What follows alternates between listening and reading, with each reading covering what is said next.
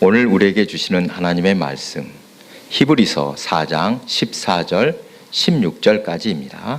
신약 356페이지 제가 읽겠습니다. 그러므로 우리에게 큰 대제사장이 계시니 승천하시니 곧 하나님의 아들 예수시라. 우리가 믿는 도리를 굳게 잡을지어다. 우리에게 있는 대제사장은 우리의 연약함을 동정하지 못하실 이가 아니요 모든 일에 우리와 똑같이 시험을 받으신 이로되 죄는 없으시니라. 그러므로 우리는 긍휼하심을 받고 때를 따라 돕는 은혜를 얻기 위하여 은혜의 보좌 앞에 담대히 나아갈 것이니라. 아멘. 우리 함께 인사 나눕니다. 보고 싶었습니다.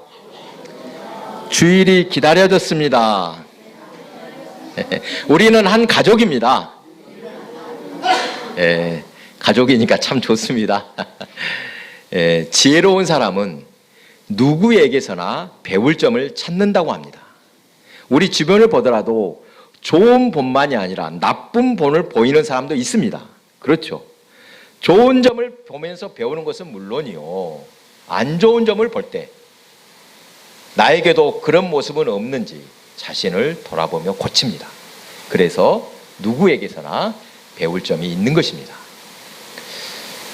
여러분, 이왕이면 세상 사람들에게 주님의 제자답게 좋은 본을 보이는 성도가 되시기 바랍니다. 초대교회로 돌아가자, 이런 말을 종종 들으셨을 것입니다. 들어보셨죠? 순수한 신앙이 그립다는 뜻에서 하는 말일 것입니다. 그런데 교회사를 볼 때 초대교회 그렇게 은혜롭지만은 않았습니다. 많은 문제가 있었습니다. 사도 바울의 선교로 교회가 처음 세워질 때 예수를 믿기로 작정한 사람들, 이방인도 상당수 있었지만 대체로 유대인이 많았습니다.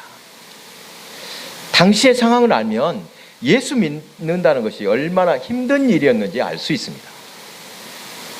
우리가 그 당시에 로마 제국이 세계를 다스리고 있었는데 로마는 큰 도시들에는 꼭 이방의 신전들을 세웠습니다. 그리고 그곳에서 황제 숭배를 하도록 했습니다. 그런데 이 도시에서 경제 활동을 하자면, 즉 월급쟁이로 일을 하자면 길드, 조합에 가입해야만 했습니다. 그런데 조합에 가입하는 것 그리스도인에게 큰 걸림돌이 되었습니다. 왜냐?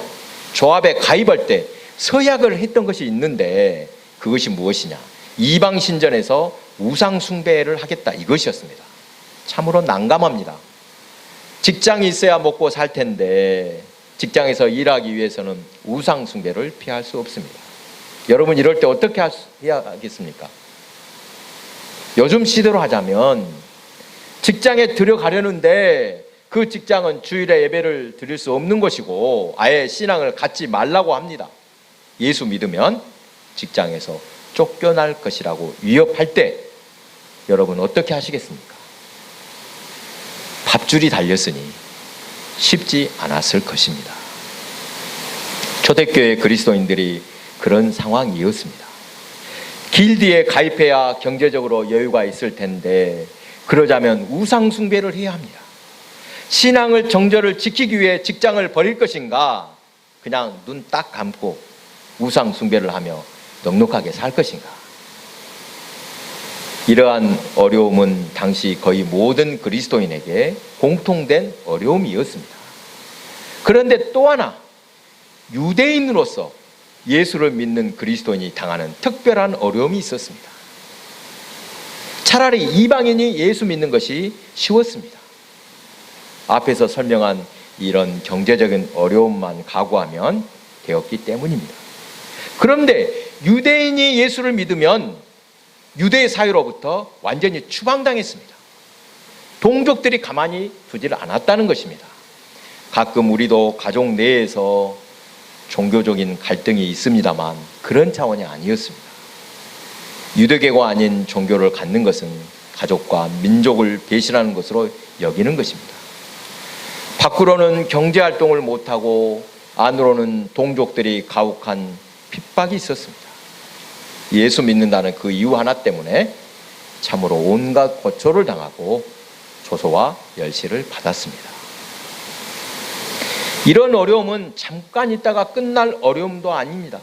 앞으로도 얼마나 그런 생활을 더 해야 할지 길고 긴 터널을 통과하는 것처럼 앞이 보이지 않는 절망적인 상황이었습니다.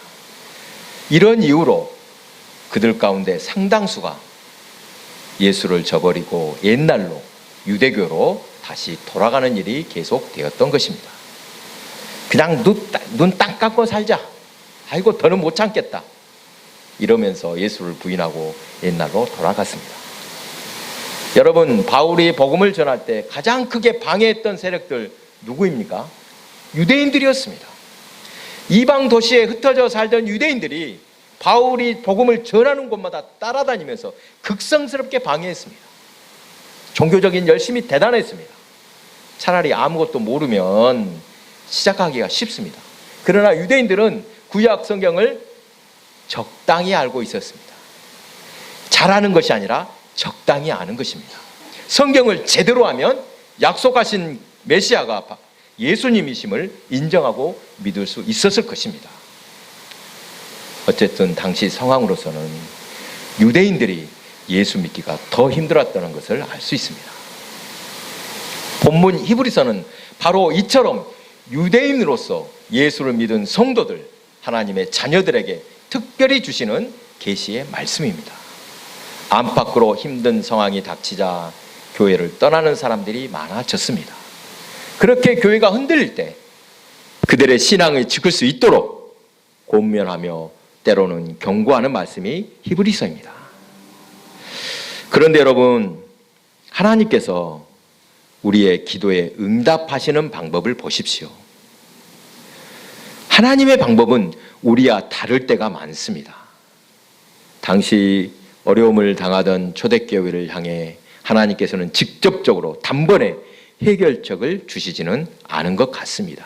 예를 들어 핍박을 하루아침에 다 잠재운다든지 그들의 가난을 풍요로운 삶으로 바꾸어 주신다든지 하는 식의 해답을 주시지는 않았습니다.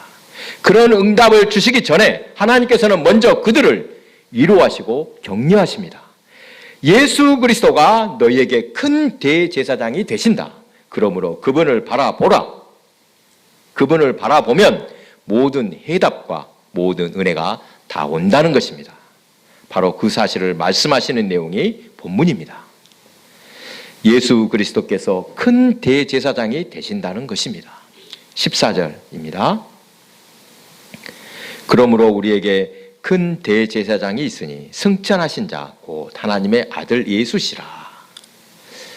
오늘 본문에 대제사장이 등장하는데 여러분, 이스라엘을 제사장의 나라라고 표현하는 것을 아실 것입니다. 우리를 향해서도 너희는 왕같은 제사장이라 말씀하시는데 하나님이 제사장을 세운 목적이 있습니다. 많고 많은 민족 중에서 하나님께서 이스라엘을 택하신 것은 그들의 수가 많거나 특별한 능력이 있어서가 아닙니다. 가장 적은 민족이므로 택하셨다고 말씀합니다. 신명기 7장 7절입니다. 여호와께서 너희를 기뻐하시고 너희를 택하심은 너희가 다른 민족보다 수요가 많기 때문이 아니라 너희는 오히려 모든 민족 중에 가장 적으니라. 하나님께서 그들을 주권적으로 택하신 목적, 이스라엘을 통해서 하나님이 어떤 분이신지 나타내시고 영광을 받기 위함입니다. 다른 성경 구절 이사야 43장 21절입니다. 이 백성은 내가 나를 위하여 지었나니 나를 찬송하게 하려 함이니라. 이스라엘을 선택하셔서 하나님의 백성으로 삼으신 것은 그들을 통해 찬송을 받으시기 위함입니다. 그렇다면 이스라엘을 어떤 때 하나님이 찬송을 받으십니까? 세상 민족 가운데 본이 될 때입니다. 하나님의 택하신 백성답게 세상 민족 중에서 본이 되도록, 즉 하나님께서 찬송을 받으시기 위해 그들을 택하셨다는 것입니다. 그리고 하나님께서는 또 이스라엘 12지파 가운데 레위지파를 택하셔서 세우셨습니다. 이스라엘 백성에게 레위지파가 하나님을 어떻게 섬기는지 보고 배우라는 것입니다. 레위 지파는 일찍이 제사장의 직분을 감당하는데 이번에는 제사장 중에서 또 한 사람 대제사장을 세웠습니다. 마찬가지로 대제사장을 통해 하나님을 어떻게 섬기는지 배우라는 것입니다. 자, 이런 것을 간단하게 정리하면 이렇습니다. 대제사장을 통해 나머지 제사장과 다른 지파들이 배우고 또 이스라엘을 통해 세상의 민족들이 하나님을 배웁니다. 그러니까 결과적으로 대제사장이 온 민족과 모든 백성의 본이 된다는 것입니다. 여러분, 이것을 알면 제사장의 직책이 얼마나 무겁고 중요한지 깨닫게 됩니다. 유대인의 달력으로는 새해가 우리의 음력 8월경입니다. 그들의 전통 달력은 음력을 쓰는데 그곳 달력으로 7월 1일에 새해가 시작이 됩니다. 새해가 시작될 때 나팔을 불어 알림으로 나팔절이라고 합니다. 우리나라 설날과 같습니다. 나팔절에 울려 퍼지는 나팔 소리를 듣고 며칠 후에 있을 대속죄일을 준비합니다. 그들이 가장 중요하게 여기는 날이 대속죄일이라고 합니다. 1년에 한 차례 대제사장이 지성소에 들어가서 백성의 모든 죄를 대속하는 날입니다. 대속죄일에 온전하게 제사함을 받아야 한 해를 잘 살 수 있다고 믿으니 얼마나 철저히 준비하겠습니까? 대속죄일을 앞두고 하나님 앞에 지은 자신의 죄를 떠올리며 철저히 회개합니다. 하나님께서는 마음 중심을 보시는 분이니 어떤 죄도 감출 수 없습니다. 또한 이웃에게도 잘못한 일, 원망 들을 만한 일이 생각나면 용서를 구한다고 합니다. 구약 성경을 보면 제사장들이나 대제사장은 하나님과 사람 사이에서 하나님의 손에 있는 은혜들을 사람들에게 가져다주는 중간 역할을 했습니다. 본문에 나오는 예수 그리스도께서 바로 그와 같은 위치에 계시다는 것입니다. 물론 그리스도는 구약의 대제사장과 다르십니다. 구약의 대제사장, 불완전한 제사장들이었습니다. 그러나 예수님께서는 완전한 대제사장이라고 말씀합니다. 이 완전하다는 의미를 본문에서는 크다라고 표현하고 있습니다. 큰 대제사장이다. 이것은 완전하고 위대한 대제사장을 말씀합니다. 여러분, 예수님을 큰 대제사장이라고 고백하는 분명한 이유가 있습니다. 왜 그분을 큰 대제사장으로 하는가? 우리는 삼위일체를 고백합니다. 아멘. 성부와 성자와 성령이 한 분이십니다. 예수님께서는 하나님에 대해서 모든 것을 아십니다. 하늘에 대한 모든 신비한 축복에 대해 예수님이 모르시는 것은 하나도 없습니다. 따라서 예수님께서 우리를 도우실 때 결코 부족한 것이 없으시다는 것입니다. 또한 예수 그리스도는 완전한 사람이십니다. 아멘. 사람의 몸을 입고 이 땅에 오셨습니다. 그래서 인생이 당하는 모든 연약함과 고통을 친히 맛보셨습니다. 15절에 모든 일에 우리와 한결같이 시험을 받으셨다라는 말씀이 그 뜻입니다. 본인이 직접 사람이 되셨고 참 사람이시기 때문에 사람이 어떤 존재인가를 너무나 분명히 알고 계십니다.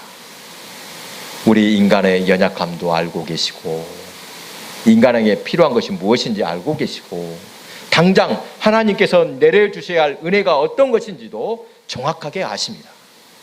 그러므로 예수님께서는 우리에게 완전한 대제사장이 되어 주시는 것입니다. 오늘 본문 말씀은 당시 핍박당하던 유대 그리스도인들에게 주신 말씀입니다. 대제사장 되시는 예수를 바라보라. 그러면 아무리 핍박이 심해도 이길 수 있고 어떤 환경에서도 날마다 기뻐하고 감사하며 살 수 있다는 것입니다. 그들을 대신하여 예수께서 하나님께로 온전히 나아갈 수 있도록 도우신다는 것입니다. 그들에게 꼭 필요한 것을 대신 구하여 주시고 그것을 받아서 누릴 수 있도록 도와주신다는 것입니다. 지금 우리에게도 같은 말씀을 주십니다. 실패하여 넘어지고 연약해서 몸부림칠 때, 사람들이 외면하여 외로울 때 예수를 바라보라고 하십니다.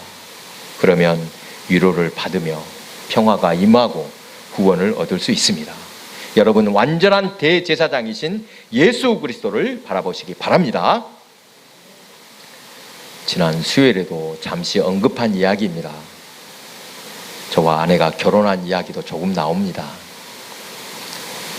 아내는 신학교를 졸업하고 전도사로 일하고 있었는데, 그 교회가 어떤 곳이냐면 제 고향 친구가 개척한 교회로, 당시에는 그 친구도 전도사였습니다.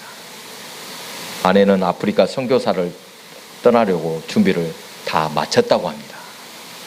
그때 마침 다니엘 기도회를 하는데 친구 전도사가 아내에게 이렇게 권면하더랍니다. 전도사님, 선교도 결혼하고 떠나면 더 좋지 않겠습니까? 이번 기도회에서는 결혼을 위해 기도해 보시기 바랍니다.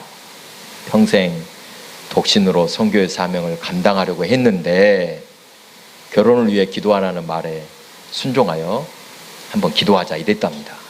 그렇게 21일을 다 채운 마지막 날 저를 만난 것입니다. 기도 응답이라 생각하고 결혼하게 되었겠죠.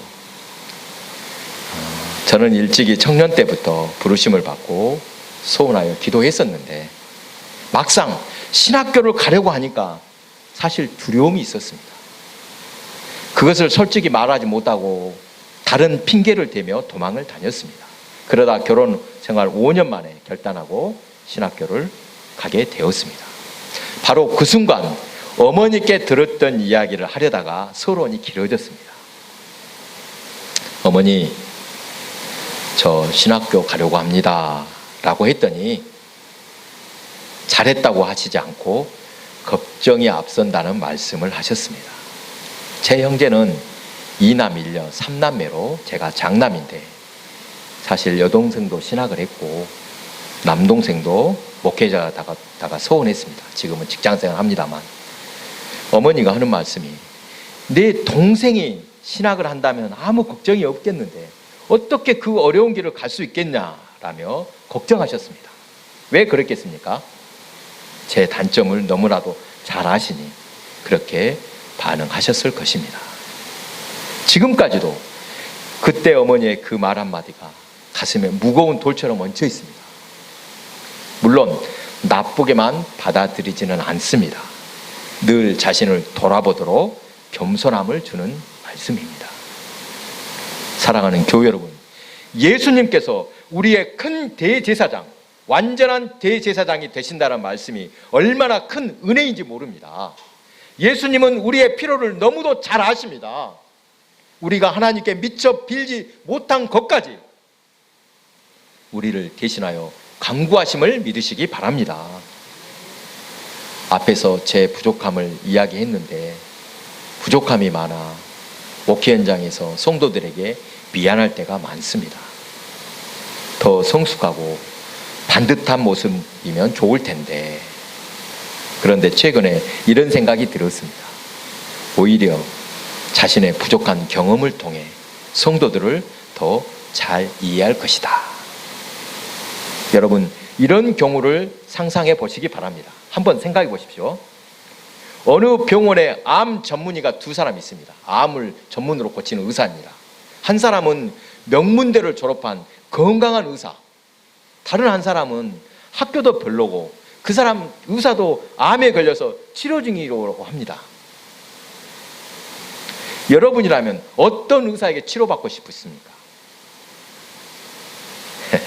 나와 똑같은 아픔을 겪고 본 사람에게 더 끌리지 않겠습니까? 성공만 경험하고 존경과 칭찬만 받은 사람보다 실패의 아픔을 겪고 인생에 쓴 경험을 한 사람이 어쩌면 우리를 더 잘 이해할지 모릅니다. 그런 의미에서 제 성장 과정에서의 상처와 또 인생에서 실패한 경험이 목회 현장에서 도움이 될 것이다, 이렇게 생각하며 스스로 위로했습니다. 마지막으로 오늘 말씀을 통해 한 가지 부탁드립니다. 우리에게 큰 대제사장이신 예수님, 그분을 존귀하게 여기시는 저와 여러분이 되시기 바랍니다. 주 예수님이 우리에게 얼마나 소중한 분인지 알았다면 마음을 다해 존귀하게 여기시기 바랍니다. 앞에서 대제사장이 어떤 일을 하는지 나누었습니다.